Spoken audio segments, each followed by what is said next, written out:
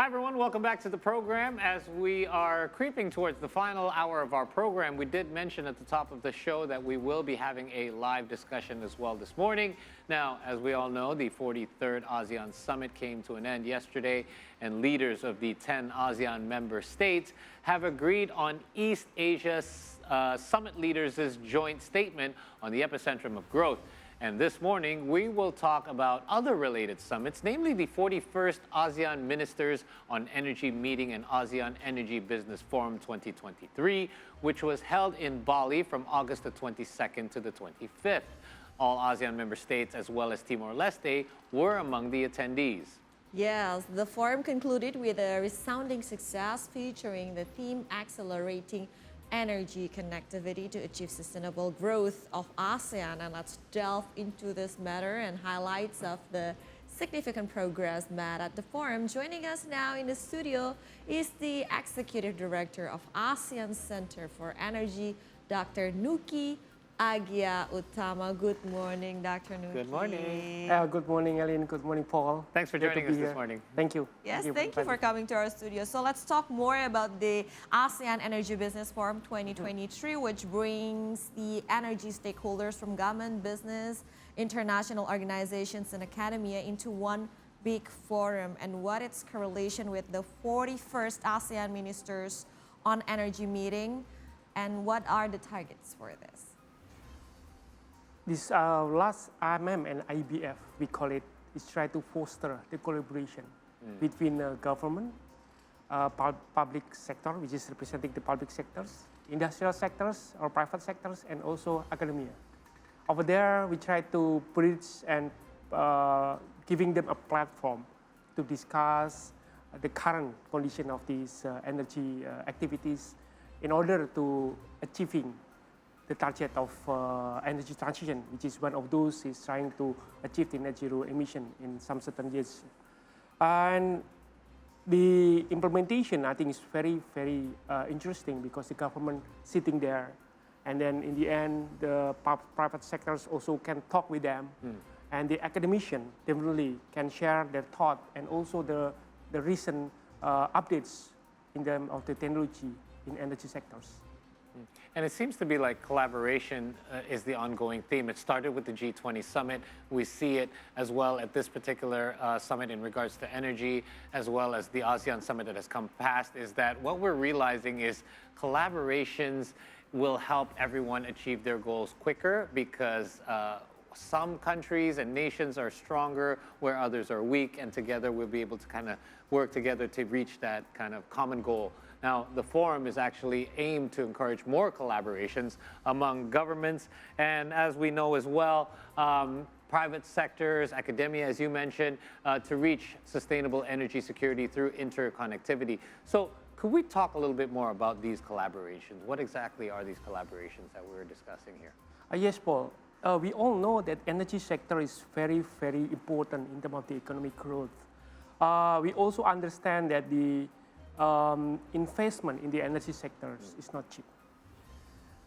We understood also that 70 to 80% of this investment coming from the private sectors. Right. So now we know the magnitude, how to involve private sectors and talk with the government, which is the policymakers, and how the government can bring the energy sectors to make the energy is affordable. Okay. And secure enough for the people in Southeast Asia. So by giving them opportunities to talk, and what is the needs of changing in terms of the regulation changing, for example, or policy that drive the investment to be easier to be implemented in the region, and how the private sectors can understand the needs of the governments, especially in Southeast Asia.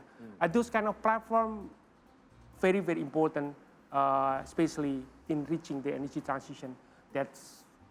We have a big challenge in energy transition. We cannot rely anymore on hydrocarbon. Yes. As we all know, our latest report showing that in 2039, it is quite surprising that we're going to be the net importers of coal in the region. Indonesia? Really? Southeast Asia in general.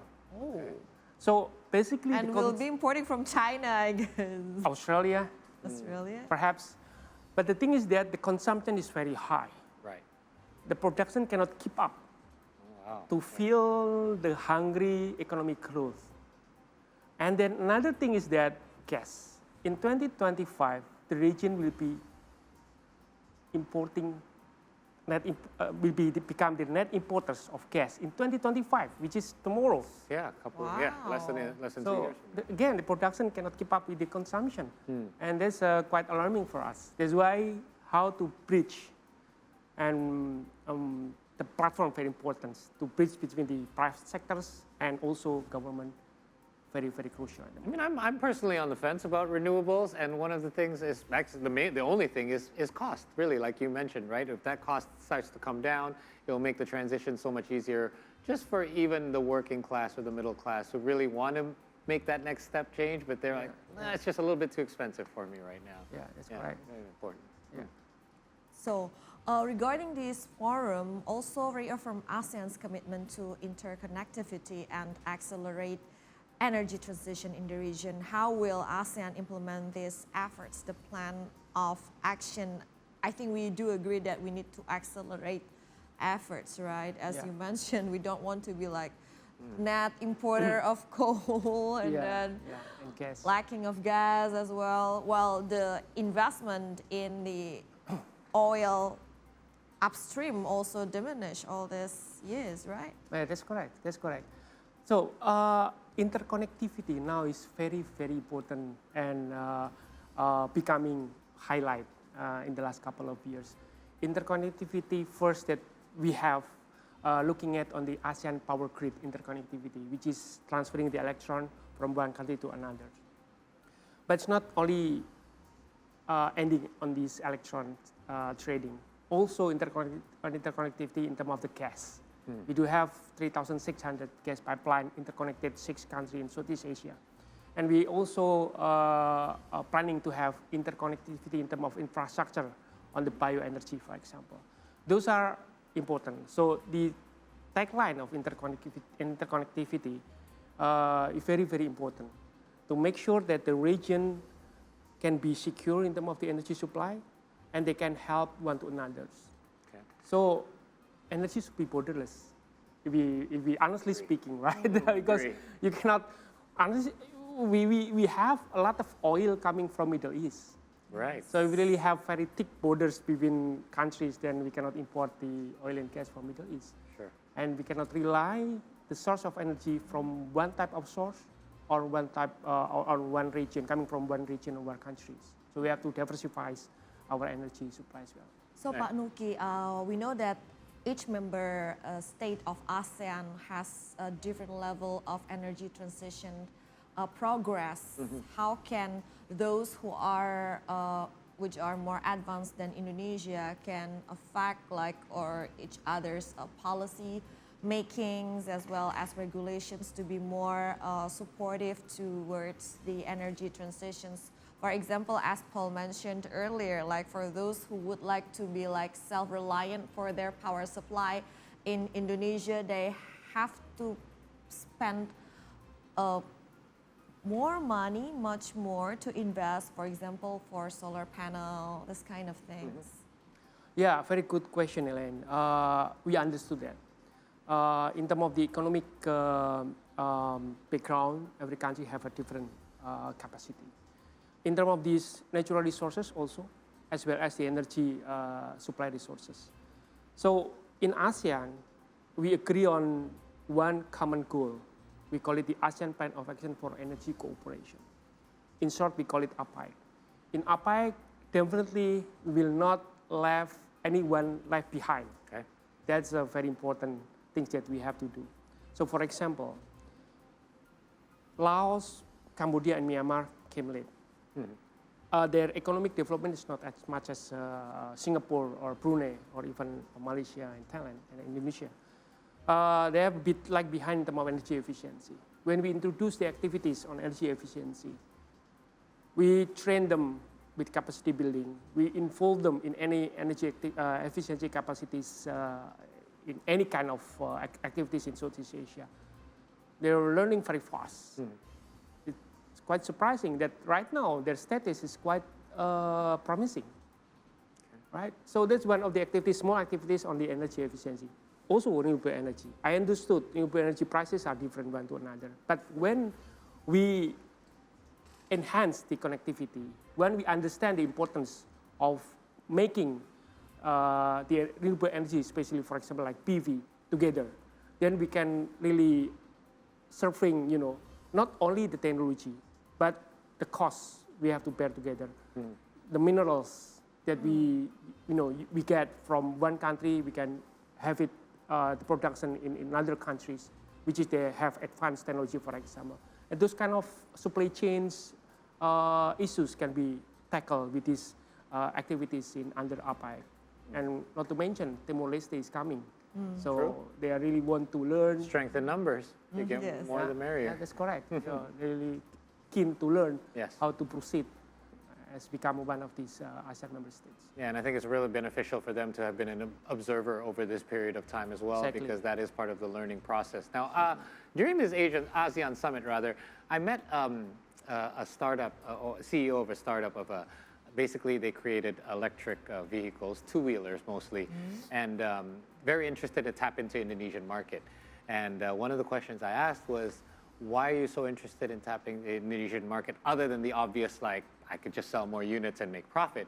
He said, well, we all have strengths and weaknesses, don't we? It's like Singapore, it's like we're only so big. Yeah. And I Yeah. can only sell, not only can I only sell a certain limited amount of units, how much is it really going to affect the region or the world when it comes to climate change, for example? But look at how many motorcycles you have over here. If I can just change even a percentage of what you have over here, it can not only make my business grow, but it can be beneficial for climate change as a whole in order to affect the pollutants and things of that sort. And it got me to thinking about why these collaborations are so important. And in fact, the ASEAN Center for Energy, or ACE, has solidified its commitment to advancing energy collaboration all across the ASEAN region. And there has been several MOUs with key regional and international partners that were signed. This was also witnessed by the ASEAN ministers on energy. So can you give us some of the highlights of some of these MOUs? What were some of the more important ones that stuck out to you? Yeah, that's a very, very interesting activities back in AMEM and IBF. As we mentioned, that IBF and AMEM is one activities in one place. We invite the private sectors to meet the governments, and also we invite these academia. So MOU showing that commitment. Okay. So we have 14 MOUs involving private sectors, governments, and also universities. Out of 14, 50% of it is indirectly and directly related with ASEAN Power Grid. Okay. So you can see that interconnectivity through ASEAN Power Grid very hitting up right now. We have a MOU with PLN, Tenaga Berhad Malaysia, also Sabah Tenaga Berhad. We also have MOU with JICA, ASEAN Development Bank, and also we have MOU with JETRO from Japan, and also EFC from China, and also we have MOU with some other universities, which is mostly supporting the RE, and 50% out of it supporting the ASEAN Power Grid. So those are the commitment. Commitment to increase the connectivity, not only just on the surface, but we really want to proceed tangibly. One of the activities under the MOU is the feasibility studies.